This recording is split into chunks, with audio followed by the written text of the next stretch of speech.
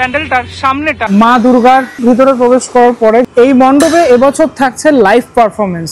অনেক কিছু রয়েছে, থিমের নাম তো প্রবাহ, অনু পরমাণু রয়েছে, কেন্দ্রবিন্দুতে আদ্যা শক্তি মা দুর্গা। আমাদের প্রত্যেকটা জীব হোক জড় হোক, প্রত্যেকটা বস্তুর ভিতরেই মানে ছোট কণা আছে এবং কণার ভিতর ঈশ্বরের বাসস্থান। উত্তর কলকাতা মানে অনেক পুরনো প্লাস ঐতিহ্যের পুজো। যেরকম একটি পুজো হলো আহিরিটোলা সার্বজনীন। 2025-এ প্যান্ডেল কতদূর রেডি হলো সেটা দেখতেই চলে আসলাম। প্যান্ডেলে ঢোকার এন্ট্রি এখান থেকেই হয়ে থাকে প্রত্যেক বছর। এবছর আহিটোলা সার্বজনীনের 86তম বর্ষ, থিমের নাম প্রবাহ। আর এবছরের ভাবনা এবং সৃজনে রয়েছেন অনির্বাণ প্যান্ডেলওয়ালা। এবার দেখাই প্যান্ডেলটার সামনেটা খানিকটা। সামনের পুরো এই পার্টটুকু দেখা যাচ্ছে সেটা হচ্ছে এই টিনের যে তেলের যে টিনগুলো হয় সেগুলো দিয়ে এভাবে একটা পুরোপুরি স্ট্রাকচার রেডি হয়েছে। মাঝে মাঝে এরকম কিছু অংশ দেখা যাচ্ছে এবং এই মাঝের অংশটাতে একজন মানুষের আকৃতি দেখা যাচ্ছে। দূর থেকে চলে আসলাম একটুখানি কাছে। এই মানুষের মতো আকৃতি যেটা করা হয়েছে, সেখানে মানুষের 4টে হাত দেখতে পাচ্ছি। এই মানুষটির 4টে হাত দেখা যাচ্ছে। হ্যাঁ, এদিকে দুটো এদিকে দুটি হাত রয়েছে এবং এটা টোটালটাই মেটালের করা। এই পার্টগুলোতে এরকম নেট দিয়ে কিছু কিছু অংশ সেটা কিন্তু রেডি হচ্ছে। আপাতত এই বাঁশের যে ভাড়াগুলো সেগুলো আপাতত খোলা হয়নি, যেহেতু কাজ এখনো হচ্ছে রেডি। মণ্ডপের বাইরের অংশটা মানে ওই দিক থেকে আমি যখন আসছিলাম তখন এই যে প্যাসেজটা যেখান থেকে মানুষজন প্রবেশ করবে, এই জায়গাটা একটুখানি দেখাই। এখানটা খানিকটা ঠিক এরকম লাগছে, মানে ওদিক থেকে রাস্তা থেকে যতটুকু আমি পাইনি এখান থেকে দেখানোর চেষ্টা করছি। ভিতরে প্রবেশ করে গেলাম। ভিতরে প্রবেশ করার পরে যে জিনিসটা পুরোপুরি লক্ষ্য করছি সেটা হচ্ছে ভিতরেও এই যে টিনগুলোর যেটা রয়েছে, যেটা অয়েলের টিন রয়েছে, সেই টিনগুলো দিয়ে টোটাল অংশটা ফুটিয়ে তোলা হয়েছে এবং এখানে অনেক কিছু রয়েছে। মানে তুমি অনেক জিনিসপত্র দেখতে পারবে। দেখো, একটা ফড়িংকে দেখতে পাচ্ছি, কিছু সূত্র রয়েছে, এখানে একটা হেলিকপ্টার রয়েছে। ঠিক কেন এই জিনিসগুলো রয়েছে? থিমের নাম তো প্রবাহ, তার সাথে এগুলোর কি সম্পর্ক রয়েছে? বলা হচ্ছে যেটা থিম সম্পর্কে যেটা বলা হচ্ছে সেটা হচ্ছে আমাদের প্রত্যেক প্রাণীর মধ্যে বা প্রত্যেক যারা প্রাণী বা উদ্ভিদ সকল মানে জিনিসের মধ্যেই একটা প্রবাহ সেটা কিন্তু রয়েছে, একটা অনু পরমাণু রয়েছে। আমরা যেটা ছোটবেলাতেও পড়েছি অনু পরমাণুর ব্যাপারগুলো, সেটা নিয়ে সেই অনু পরমাণুর যে প্রবাহ হয় মানে তার মধ্যেই ঈশ্বরের বাস। তাছাড়া আমাদের জগতে, অর্থাৎ এই যে জগতে আমরা বসবাস করছি, সেই জগতের মধ্যেও যে ইকোসিস্টেম রয়েছে, সেই ইকোসিস্টেমের যে প্রবাহ, সেই প্রবাহ অর্থাৎ সুখ দুঃখ সব কিছু নিয়েই যে প্রবাহ চলছে, তার একদম কেন্দ্রবিন্দুতে রয়েছেন মা দুর্গা। এই যে কেন্দ্রবিন্দুতে আদ্যা শক্তি মা দুর্গা রয়েছেন, এই ব্যাপারটাই পুরোপুরি ফুটিয়ে তোলা হয়েছে এবছরের আহিরিটোলা সার্বজনীনের মণ্ডপে।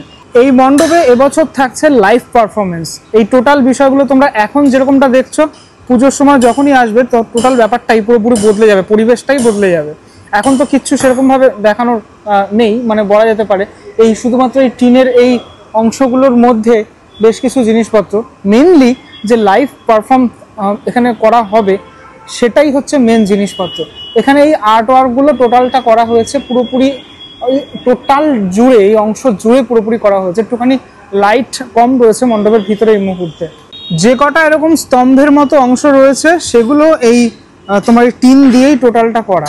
ওপরটা তো এই যে ব্ল্যাক কালারের এই পোর্শনটা দেখছো, এটা তো কাপড়ের। বাকি টোটাল এই অংশ জুড়েই পুরো টিনের কাজ হয়েছে এবং আমি সিঁড়ির উপরে এখন উঠে গেছি। এই সিঁড়িগুলো থাকার কারণ হচ্ছে পুরো মণ্ডপ জুড়েই থাকবে লাইভ পারফরমেন্স।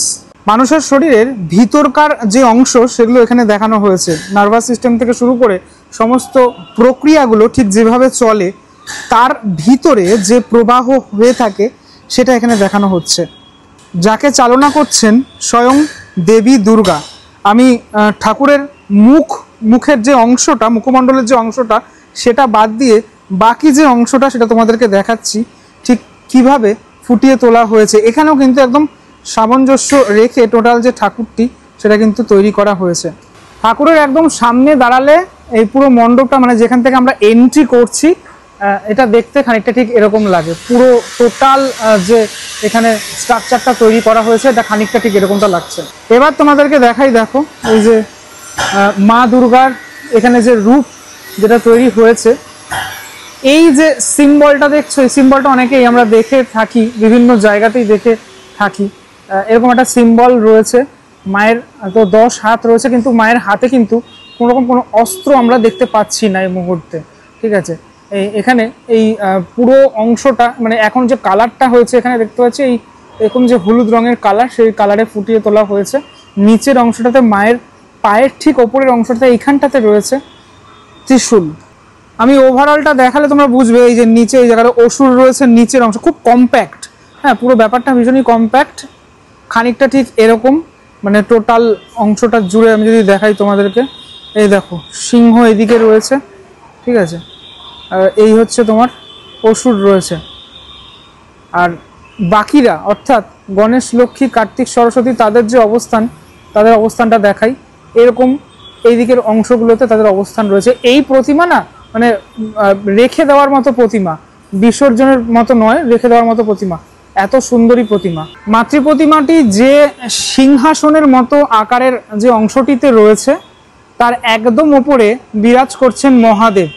আর এইদিকে এই যে লক্ষ্মী, গণেশ, কার্তিক, সরস্বতীকে দেখালাম তো তোমাদেরকে, এরকমভাবে ছোট ছোটভাবে তারা কিন্তু রয়েছেন, যার জন্য বলছি যে খুব মানে কম্প্যাক্ট সাইজের মধ্যে পুরো ব্যাপারটাকে ফুটিয়ে তোলা হয়েছে খানিকটা ঠিক এইভাবে। আমি একটুখানি কাছ থেকে দেখানোর চেষ্টা করি পুরো ব্যাপারটা। এটা কিন্তু টোটালটাই ফাইবারের প্রতিমা, হ্যাঁ তো দেখো এইভাবে এই কাছ থেকে দেখালে খানিকটা ঠিক এরকম লাগছে পুরো ব্যাপারটা, এবং এই সকলের যে রূপ সেটাও অন্য রকমভাবে ফুটিয়ে তোলা হয়েছে। দেখো তোমরা যখনই এই মণ্ডপে প্রবেশ করবে তখনই এই মাতৃ প্রতিমা দেখার পর সত্যি মুগ্ধ হয়ে যাবে, এতটাই সুন্দরভাবে এই প্রতিমা ফুটে তোলা হয়েছে। এখানে এখনও যারা শিল্পীরা রয়েছেন তারা কাজ করছেন, এই লোহার জিনিসগুলোকে ঝালাই করে বাকি ব্যাপারগুলোকে তৈরি করা হচ্ছে। পুরো টোটাল আরও বেশ কিছু কাজ রয়েছে এই মণ্ডপে। তবে এই মণ্ডপে আসলে অবশ্যই রাতে আসুন, যখন এই লাইভ শো যেটা চলবে তখন। আমাদের সাথে রয়েছেন সহকারী শিল্পী। নমস্কার। নমস্কার। এবছরের যে ভাবনাটা প্রবাহ, সেটা নিয়ে আপনি একটু কিছু বলুন। হ্যাঁ, এবছর দাদার যে ভাবনা সেটা হচ্ছে আমাদের প্রত্যেকটা জীব হোক, জড় হোক, প্রত্যেকটা বস্তুর ভিতরেই মানে ছোট কণা আছে, এবং কণার ভিতর ঈশ্বরের বাসস্থান বা অস্তিত্ব আমরা বলতে পারি।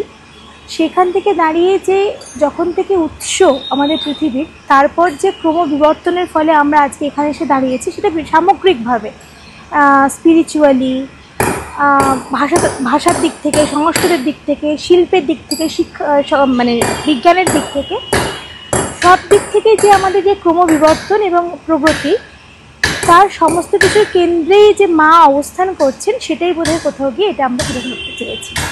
মায়ের কন্ট্রোল এই টোটাল সিস্টেমের উপর, তাই তো? না, কন্ট্রোল ঠিক বলবো না, কিন্তু অস্তিত্ব আছে ওনার, এটা আমরা বিশ্বাস করি। জীব থেকে জড় সব কিছুর মধ্যে মায়ের অস্তিত্ব বিরাজমান। কারণ যদি ধরুন এখানে জায়গাগুলো যে দেখতে পাচ্ছেন, এখানে আমাদের কিছু পারফর্ম হবে, যেখানে দাঁড়িয়ে এই তত্ত্বটাকেই আমরা আরও বিশ্লেষণ করব।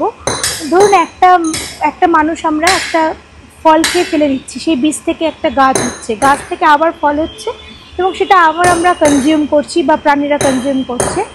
এই যে একটা প্রবাহ চলছে, বা তার সাথে ধরুন আমাদের শরীরের বিভিন্ন তন্ত্র, যেরকম ধরুন আমরা শ্বাস নিচ্ছি, আবার শ্বাসটা বের করে দিচ্ছি, সেটা থেকে অক্সিজেনটা নিচ্ছি, কার্বোহাইড্রেট বের করছি, সেখান থেকে উদ্ভিদ সেখান থেকে খাদ্য তৈরি করছে। এই যে প্রবাহ, মানে প্রত্যেকটার সাথে প্রত্যেকটা যে রিলেশন আছে, এই জায়গাটাই আমরা তুলে ধরতে চেয়েছি। আচ্ছা, এখানে অনেক আমি দেখতে পাচ্ছি কিছু সূত্র রয়েছে, এই সমস্ত বিষয়গুলো কি অণু আর পরমাণু?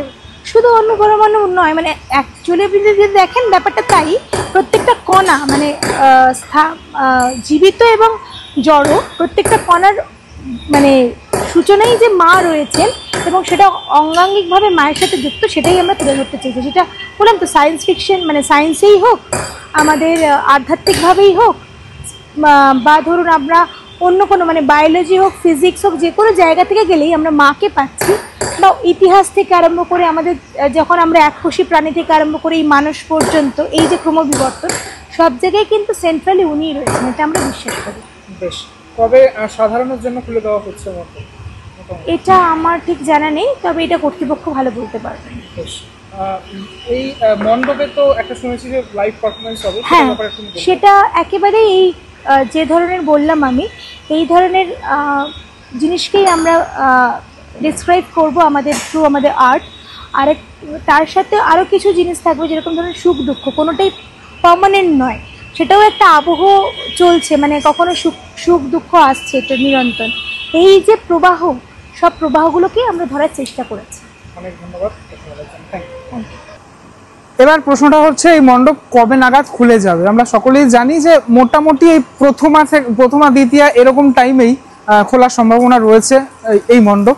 তো আপনারা যদি আসছেন মহালয়ার পর থেকে, মহালয়া থেকেই এখন পুজো শুরু হয়ে যায়, সেদিন থেকেই মানুষজন দেখতে থাকেন ঠাকুর। তাছাড়া তার আগে থেকেই মানে প্রিভিউ শো যেটা কলকাতায় চালু হয়ে যাচ্ছে, তখন থেকেই ঠাকুর দেখার যে ব্যাপারটা সেটা কিন্তু চালু হয়ে যায়। আমার পুজো তো শুরু হয়েই গেছে। তো ওভারঅল আপনাদেরকে দেখানোর চেষ্টা করলাম কিছুটা এই আহিরটোলা সর্বজনীনের এবছরের মণ্ডপ। এবছর যে লাইভ পারফরমেন্স হবে সেটা দেখার জন্য আমি অপেক্ষা রইলাম, কারণ অনেক এখানে সিঁড়ির মতো অংশগুলো আমি দেখতে পেলাম, যেটা মেন আকর্ষণ এবছর এই লাইভ পারফরমেন্সটা। কেমন লাগলো ভিডিওটা সেটা আমাকে অবশ্যই জানাবেন। পরবর্তী ব্লগ দেখতে গেলে অবশ্যই জুড়ে থাকবেন।